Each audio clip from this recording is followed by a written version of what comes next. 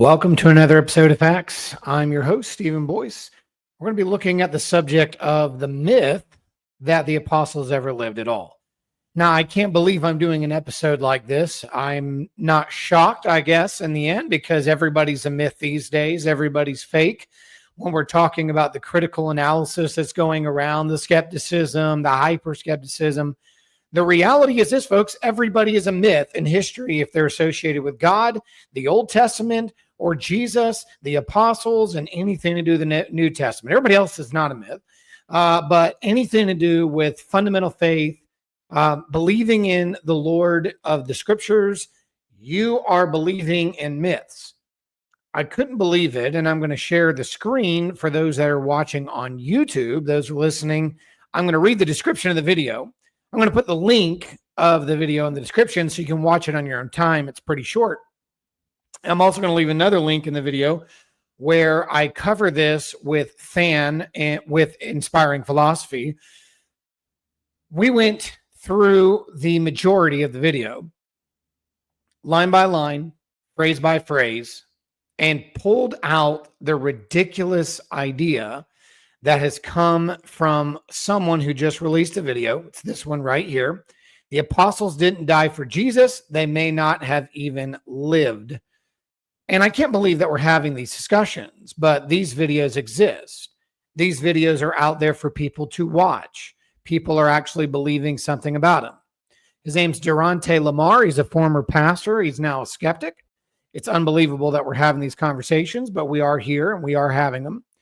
And so when we look at the discussion of the apostles and their martyrdoms, he tries to draw in on the fantasy, mythological side, really the embellishment of how many of the apostles died.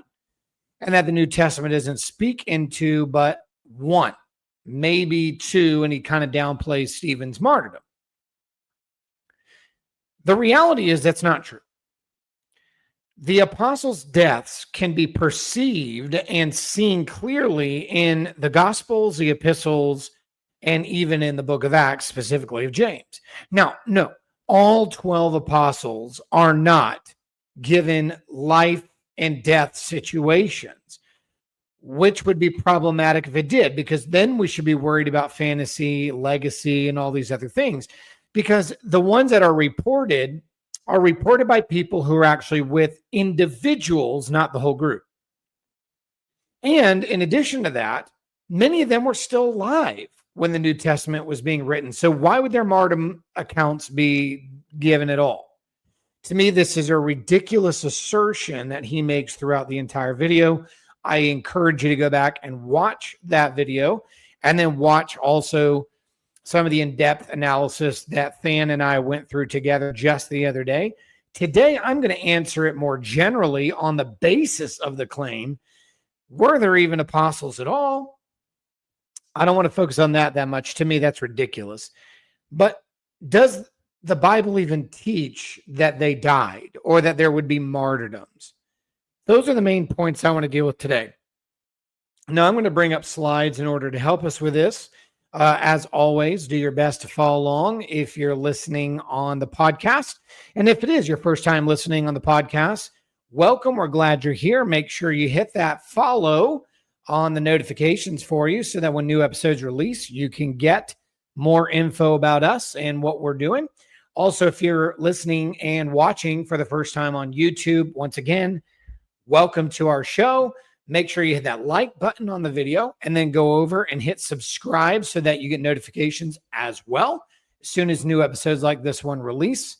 But today we're going to look at specifically I think, an important discussion because we need to catch this stuff early. I think people are getting bored with the old content, and I think that they're doing their best just to make things up more. Why not, after all? Because if it's radical, you're going to get attention. If it's radical, you're going to get clicks. If it's radical, you're going to get people to talk about you like we're doing right now. But nonetheless, I think even in the middle of clickbaiting, it is important for us to answer these subjects very briefly. And I want to cover it. And I'm going to even allow my notes to be used. If somebody would like a copy of those, feel free to reach out to me. You can find me on Academia Edu. You can find me on any of your social media platforms under Stephen Boyce. Hit me up on Messenger or something. I'll send you a PDF or a PowerPoint of this very slide. If you need that for future references, I'll be glad to send it to you as a point of reference. Let's look at criteria. St. Augustine of Hippo in the 4th century talked about the need of investigation as it relates to historical documents. In his De Doctrina Christiana, he mentions 3 criteria in order to use to find historical documentation, authorship, correspondence, jurisdiction. How do we find those things to begin with? He gives us 3 things. The first one is contemporary support. See, this former pastor is wanting us to believe that, these things were made up out of thin air, and he even goes on and gives multiple stories from the Acts of Peter and the Acts of Paul and some of these other 2nd and 3rd century documents, saying we don't have any contemporary support of this. And then maybe you can say James in the book of Acts, possibly Stephen, but he wasn't one of the 12. He gets into that, but that's not true. We do have contemporary support. So what we're looking for is contemporary support, information from that contemporary support, and secondhand information within the generation or the lifetime that can be corroborated over a period of time within the lifetime and shortly after. And then you want to find consistency, the unbroken chain of custody idea. And many of you who have watched this show for a long time know I've used this criteria for the Gospels. We use it and practice it in how we look for authorship in the epistles, etc.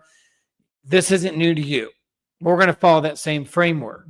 Now, he mentioned that we don't know how to trace any of the apostles or their deaths, and he very much wanted to take issue with the death and martyrdom of Peter and Paul. I was a little bit surprised he went that direction of all the people.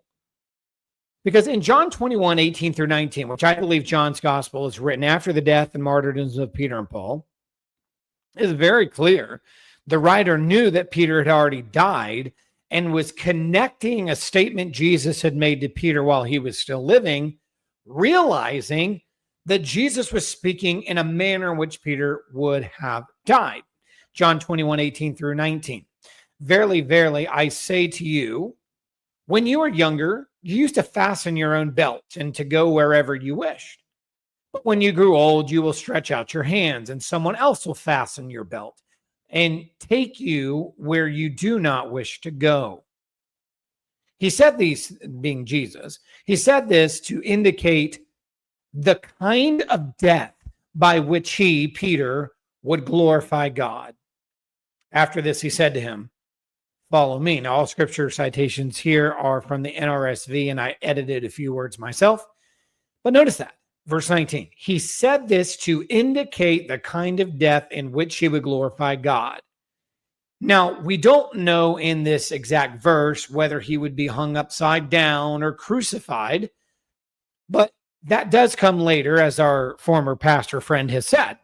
Yes, that is a 2nd century tradition.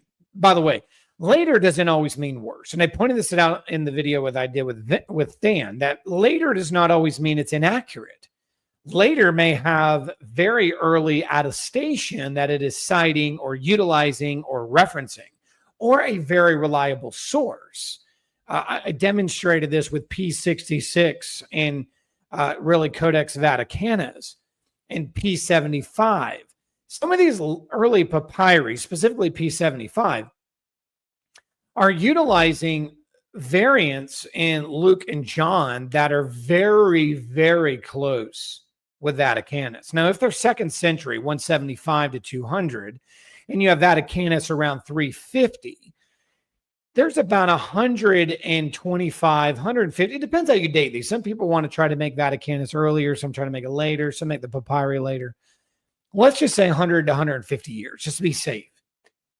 There is a consistent textual tradition and transmission within that line of correspondence from one writing to the next. And they're not back to back. There's gaps in between, but the material has maintained where it is varianting from other citations of its similar years, or it is unique from other citations in the same years. Whatever the case may be, you can find traditions in the textual transmissions that are very, very close and almost exact. So let's not pretend like we can't have something later, like in the 4th century, that doesn't have much earlier attestation in it. We find that consistent even in how Eusebius uses sources that were found later, or how Clement of Alexandria used sources that we now have better attestation for that we didn't 100 and 150 years ago. So let's not pretend that just because something is later, it is instantly thrown out. But needless to say, even with that on the side, John is indicating to us that Peter would die in a manner where he was taken to a place he didn't want to go. His hands would be stretched out and he would be fastened down. Now, whether that was a crucifixion, we don't know. But whatever the case may be, the writer of John, the Johannine community, and John the apostle, I believe himself being there, is looking back on the death of Peter and saying that that teaching of Jesus on the side of the seashore represented the death in which Peter would die and glorify God, as if it already happened. Looking back, here's a contemporary companion of Peter who is reminded of what Jesus said to him, looking back after his death and asserting Jesus predicted Peter's death exactly how it would go. So I don't know why our friend here lacked the need or lacked the ability to go in and find a citation like this. Paul also indicates his own death in 2 Timothy 1 and 2 Timothy 4. In chapter 1:8, he says, "Do not be ashamed then of the testimony about our Lord or of me, his prisoner." Now, one of the things that the former pastor did is try to make the argument that nowhere do we see these people dying for their faith in the death, burial, and resurrection of Jesus. That's later legend. That's later, interpolations. These are later histories that are not even history. They're just meant to build theology and inspiration. That's one of the points he made. But what you're going to notice about Paul is he knows why he's going to die. He knows why he's about to die. And he's telling you, I'm in prisoner and suffering for the gospel, which is the testimony of the death, burial, and resurrection. So he knows why he's being persecuted. He knows why he's in prison. Later, he knows he's about to die for it. Verses 6 through 8 of chapter 4. As for me, I am already being poured out as a libation or as a drink offering. Now, you can find that idea in Exodus 29:40, Numbers 15 as well, which was one of these sacrifices. It was upon the sacrifice that this was given. And the time of my departure has come. I fought the good fight. I've finished the race. I've kept the faith. From now on, there is reserved for me the crown of righteousness, which the Lord, the righteous judge, will give to me on that day. And not only to me, but also all those who long for his appearing. That sounds like a man that knows he's about to die, knows why he's about to die, and knows the condition in which he's about to die for the gospel, in prison. Paul is telling you about his own death. By the way, this is indicated in other places. I don't have this in the notes. With even James and John. James's death was predictive, and we can see the fulfillment of it in Acts. John, we don't really know how he died. We know he's tormented. And based on the date we have of Jerome, he died right around the year 102. But some say even as an old man, he was killed. We don't know, but it seems like Jesus believed he would. That he would die a similar death unto his. Jesus, remember what happened when the sons of Zebedee said, we want to be seated at the right and left hand of you in your kingdom. Jesus said, this isn't for me to give. And then he asked the question, can you be baptized in the baptism by which I will be baptized with? And he was speaking of his crucifixion, his death. And James and John, surprisingly, were like, yeah, sure. Yeah, we can be baptized with the death with which you're baptized with. And Jesus says, and so shall you be. You will definitely die a martyr's death is the idea there. So even Jesus indicated and predicted James and John in their death. Paul seems to predict his own death and understands he is on death's door. John seems to predict Peter's death through Jesus' testimony after the resurrection in John 21 and John 20. So I just don't buy that, oh, no. These are later legends, myths, embellishments and things like that. No, we can list 4 apostles just in the New Testament whose deaths were either predicted or known or recited or given in a manner in which it would indicate the type of death. So this gentleman is wrong on 4 of the apostles out of really the 12 or 13, if you want to count Paul, that he has already said are later legends. How about other contemporary supports? Do we have anybody else who may have known the apostles who wrote about it? Sure. Clement of Rome, who I believe wrote around 96. Some would say even earlier. I hold to the 90s. First Clement in 5 says, let us come to the most recent spiritual heroes. Let us take the noble examples furnished in our own generation. Notice I'll underline that to those that aren't watching. I underline that phrase, in our own generation. Clement, the writer, is claiming to be a companion of 2 apostles who you're about to see. Through envy and jealousy, the greatest and most righteous pillars of the church have been persecuted and put to death. Let us set before our eyes the illustrious apostles. Peter, through unrighteous envy, endured not 1 or 2, but numerous labors.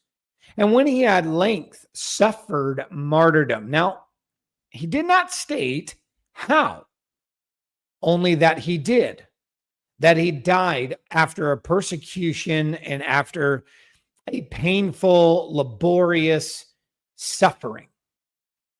It ended in martyrdom. So it was excruciating. It was painful. It was deep suffering. It was not a quick execution for him. It says, departed to the place of glory due to him. Owing to envy, Paul also obtained the reward of patient endurance. After being 7 times thrown into captivity, compelled to flee and stoned, after preaching both in the east and the west, he gained the illustrious reputation due to his faith. Yes, they were dying for their faith in the gospel. And their friends are saying it. They are saying it. Having taught righteousness to the whole world and come to the extreme limit of the West, and he suffered martyrdom under the prefects, who are probably Tigellinus and Sabinus, is who he's referring to as the prefects there, during the time of Nero, probably about the last year or so of Nero's reign, is who he's referring to. Thus he was removed from the world and went into the holy place, having proved himself a striking example of patience. So Clement believes Peter and Paul are in the beatific vision of our Lord, that they went on into the presence of God and that they died for their faith. They were both martyrs in Rome, having given these different accounts. Now, he doesn't give this story of like this really cool death and, things happen, miracles taking place around him. No, Clement was just kind of like, just take an example, 2 people in our generation who died for their faith in our lifetime, and they died in a manner of suffering for the gospel. And he mentions Peter and Paul, both martyrs, contemporaries of them both. In fact, it's very likely Clement of Rome was mentioned by Paul in his letter to the Philippians. He is a bishop under the order of Peter. He is a successor of Peter. It went Peter, Linus, Anacletus, Clement. Now, we did a whole episode on Linus. We did a whole episode on Anacletus. You can go back in the very recent past and find those and review those. I just did an episode maybe a few months ago on those 2 individuals. Clement is 4th from Peter, companion of both, mentioning their deaths and why and what manner they died. Now, it isn't, again, nothing about beheadings, nothing about being crucified upside down, which is what we're to believe about Peter being upside down crucified in the Acts of Peter. And then legend of Paul is that he was beheaded, which makes sense as a Roman citizen. How about Ignatius of Antioch? He was the successor of Peter in Antioch. He was 2nd after Peter. He was not immediate, but second, and said to have been ordained by Peter himself, also a companion of John the Apostle and his successor, Polycarp, having corresponded with letters. In his letter to the Smyrnans, he writes in section 3, "For myself, I know the believe that he was in the flesh even after the resurrection," talking about Jesus. "And when he came to Peter and Peter's companions, being the apostles, he said to them, 'Here, feel me. See that I am not a bodiless ghost.'" He's referring to the idea that Christ was not some phantom. He was physical flesh. The incarnation is being taught, which is in opposition to the Gnostic texts and the Gnostic forms that are circulating, teaching that Jesus was never physical matter, because all physical matter is evil. Therefore, the incarnation did not happen. He is obviously combating that. And he's combating it not just in Jesus' ministry body, but his resurrected body, that it was also physical form that was touched by Peter and his fellows. He goes on to say, immediately they touched him, and through this contact with his flesh and spirit believed. For the same reason, they, the apostles, despised death, and in fact, proved stronger than death. What does that mean? Well, what it means is this. Ignatius points to the apostles' readiness to suffer, to die, as proof of the body of Christ being resurrected. See, our former pastor friend over here saying, well, I mean, there's nothing about them dying about the resurrection. They didn't die for that. And just because they were sincere doesn't equal truth. Sure, you're right. Sincerity and a reason of dying. And he tries to compare them to the 9/11 bombers on the planes and things like that. It's like, well, first of all, let's not confuse these two things. The 9/11 hijackers and bombers that went into buildings and things like that, these individuals were dying for an idea they never had experienced before. Virgins in the afterlife and concepts that they have never physically obtained. That is not comparable to men who laid their physical hands on the resurrected Son of God. Not on one single occasion, but many. He appeared with infallible proofs over and over again throughout a 40-day span. There wasn't one hallucination. It wasn't one single episode. It wasn't one single encounter. It wasn't one single touch. This was an ongoing thing for 40 days. And these men are speaking experientially, not wishfully or even with the eye of faith. That is why Jesus said, blessed are those who believe and do not see, as opposed to Thomas, who refused to believe unless he felt and saw and touched and experienced reality in front of him. So this man is wrong in his assertions. Ignatius is teaching us as a companion of at least two, maybe three of the apostles, that this man in the year 2025 who created a video is far off on his assertions about the apostles to whom our friends are referencing. It also means that although we cannot know for sure where he got the information about their deaths, his letter assumes that several apostles, Peter among them, were martyred. That's the idea of proved stronger than death. Their endurance was greater than human frailty. In his letter to the Ephesians, section 12, he says, you are the persons through whom those pass who are cut off for the sake of God. You are fellow partakers with Paul, who is holy, who was martyred, who is truly blessed, and whose footsteps may I be found when I shall come to God, for he in every letter mentions you in Christ Jesus. Now notice the martyred here. In the Greek, it's in the perfect passive participle, martyro. And in this word, where we get the word martyr, martyreo, if you want to use the exact word mentioned here by Ignatius, it's the perfect passive. Paul had already died. He's writing after the fact. He's looking at his life and his travel to his death. How do I know that? The next line, at whose footsteps may I be found? Igne. What does that mean? Well, the idea here is footprints or footsteps. It's a symbolic idea of being in the path or shadow of someone who's gone before you. Well, that makes sense, doesn't it?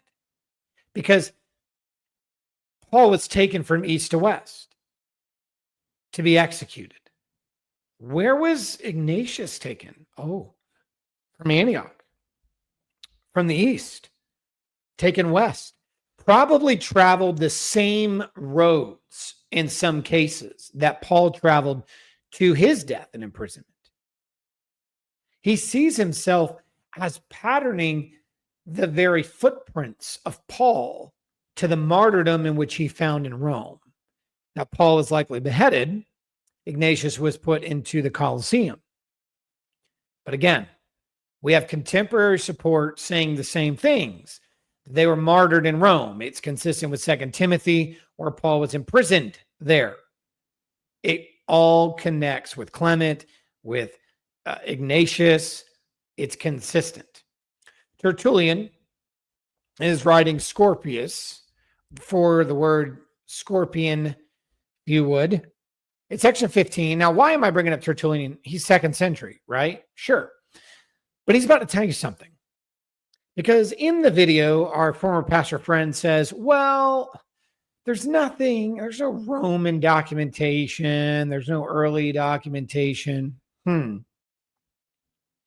Tertullian says, now then, the epistles of the apostles also are well known.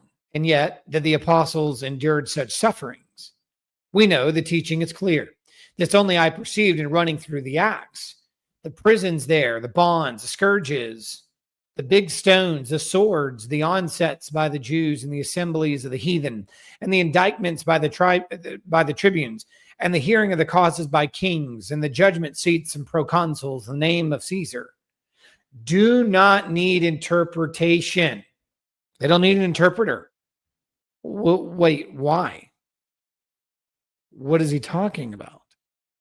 He's mentioning a lot of relics, a lot of scenery. These things don't need to be interpreted. There's evidence of them. He's talking about the relics. Now, I don't want to get much into relics. Maybe at some point we'll do an entire episode on relics. But here's something he said. There are no archaeological evidence. There's no archaeological evidence of these martyrdoms. He's talking about Peter and Paul and others. Well, the church of the Catholic Church in Rome does have the relics of Peter and Paul, or at least it appears that way. And the legends that he's talking about are the reason that these things were discovered with Constantine's mother, in addition to some of the legends of what happened to Peter and where he was buried, and etc. They're discovering now these bones, these relics with inscriptions really, really close to where legend said he was buried and moved. And then we have Paul on the other side with right next to the Tiber. And in this dedication of Paul, you have this little section there, and behind it you can see in these little windows, but you can't really see the relics, a beheaded man from the 1st century. Claimed to be the relics of Paul, connected to chains right above that window there. You'll see some of the chains that are claimed to be the relics in which Paul was imprisoned and held in these chains. There are archaeological discoveries. Is it definitive? No, but we can't just throw them out either. Well, there's no archaeological evidence. We have bones found with the inscriptions in the very place that these legends you're downplaying say were buried. Okay?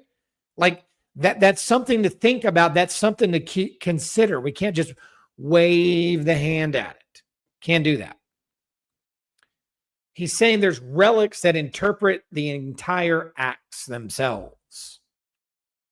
He goes on, that Peter is struck, that Stephen is overwhelmed by stones, that James is slain is the victim at the altar, that Paul is beheaded, has been written in their own blood. See that? He's given examples of people who did die. Peter is struck. Now, we don't know exactly what that means, but we read earlier he suffered great pain and suffering before his final martyrdom moment. So we don't know all the details that Tertullian has in mind, but he does mention the beheading of Paul. And if a heretic wishes his confidence to rest upon a public record, the archives of the empire will speak. Then is Peter girt by another when he is made fast to the cross. And it is this. He's now saying what that means, that Peter was crucified. Then does Paul obtain a birth suited to Roman citizenship. When in Rome, he springs to life again, ennobled by martyrdom. Whether the declarations or the deaths of the apostles, in both I learn to suffer. But notice what he said. If even the heretics question our statements about the relics and the death of our leaders, he said, go to the public records, and the empire has its archives tell the story. This suggests that Tertullian believed the events, especially the martyrdoms of Peter and Paul and Nero, were matters of public record that could, in theory, be referenced. Now think about this. He is a lawyer. He is challenging anyone who has an issue with his assertions to not just go to Christian records, but to Roman records. Now, what a fool if he's making that up. How easy that is to be refuted. How quickly he could be dismissed. How dumb would you be to set yourself up for failure at such a great level to say that, oh, go check the public records, and in finding these public records, you're going to find the deaths of Peter and Paul by the Roman government themselves, only for people to say, sure, I'll take you up on that, and there's nothing there. You are easily refuted. You have purposely set yourself up for failure by even mentioning such a thing. As a lawyer, I think he had checked not only the public records of the church, but the public records of Rome, affirming these deaths of Peter and Paul in the archives that even heretics would not deny because they're easily accessible. So what do we do? How do we deal with this? How do we look at the death of the apostles? Now, I did an entire series on the death and deaths of individual and all of the apostles themselves. You can go back through the archives. That's right when we started on YouTube, I believe. You can find my episodes on that. I encourage you to go back and look at many, many more. The point of today's episode was not necessarily to focus just on all of the individual death stories. Trust me, there are embellishments. There are things in them that are not true. That does not take away from the reality of what is done. As I gave an illustration on the episode I did with Than on inspiring philosophy, one of the things that I continually fought and dealt with as a child was Davy Crockett, because I was a big Davy Crockett and Daniel Boone. Those two were my favorite heroes in some of the American history I learned as a child. Well, then you find out as you get older, some of the stories about Davy Crockett are not so accurate, like his gun Betsy could shoot to the moon, or he grinned down a bear, and that he wrestled with bears and killed them with his bare hands and his knife and all this other stuff. But does that mean that the legends of Davy Crockett are false, that he wasn't a real man? No, we have record. He was also a representative of the state of Tennessee and Washington, D.C. He is also recorded as dying in the Alamo. No, it may not be as the movies portray him as this hero who killed the most of Santa Anna's army and fought all the way to the very end and all this other stuff. There are embellishments about Davy Crockett. There are things that are said that are above and beyond reality about Davy Crockett. But Davy Crockett was a real man. He fought in the real wars against the Native Americans. He fought in real battles, like against Santa Anna and his army in the Alamo. He was a representative in Washington, D.C. No, his gun probably did not have bullets that reached the moon. No, he probably did not grin down a bear. I'm sure he got into a lot of hunting incidences with bears, and he may even killed a few in his day. But these are legends. And that he grinned down different animals and made skins and hats out of them. I mean, that's the notorious stories, right? But they don't negate his reality as a person, as a hero, as a person who lived and died. So yes, there's embellishments in a lot of these stories about the apostles. It does not take away from the reality that many of them lived and died. This is a extremely fringe way to go. And I would highly suggest that Durante would review this without the simplicity waving of the hand and actually get into the content, I'd gladly debate him. Durante, if you ever watch this video, if you're ever watching the one on inspiring philosophy, I would be glad to have a friendly debate and dialogue, whatever you want to do on this subject, and we can work through this together. I will gladly bring out the error of your way, the inconsistency of your methodology, and the faulty assertions you've placed on these ancient texts, and the waving the hand that has been done throughout your entire 16-minute and 45-second video. That invite is for you. It'll be friendly. I will not be harsh about it. Go watch any debates I've done. I've gotten along with all my opponents, save maybe one or two out there that are just impossible to get along with no matter who you are. But over the 30, 40 debates I've done, feel free to find one. We'll be glad to go through this and cover this with you. For those that are listening, and this is a little bit crazy, this is the new norm. The mystic ideas, the mysticism, the hyper-skepticism, folks, it's at an all-time high. I mean, they are running out of fuel, and now they're hitting desperate buttons. This is a desperate button. This is a desperate hit. And I pity the craziness that is going on in academia right now. It is unfortunate, it is sad. But folks, that's why we have this program. That's why we do what we do on Facts. We are doing short 30, 40-minute episodes to talk about these things that are going on so that you're aware, so that you pick up a book and study, so that you look into the content more in depth and know what to say when these things come your way, because they're coming. And you need to be prepared to answer these questions. Folks, as always, I am so glad you joined this episode and listened in or watched live.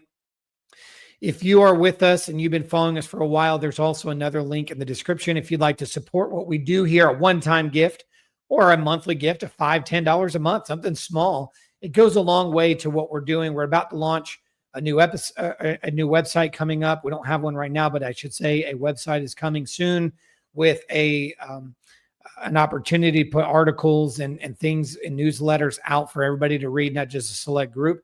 It's going to take time and money. We're working on it. The Board of Trustees is working with us on that. We are 501c3. Anything you donate, you will receive a receipt at the end of the year to use if you'd like on your tax write-offs. So anything you give toward us in that regard is going to be very, very important. It's going to help us. If you would hit that description link underneath in the bottom of the description and give a one-time gift or a monthly gift, it'll go a long, long way as we continue to speak at churches, speak at schools, speak at conferences, sharing the early church realities and the reliability of the Gospels and the reliability of the New and Old Testament. So make sure you're following us in that manner and supporting us if you are able to do that. And as always, folks, grace and peace to you. God bless.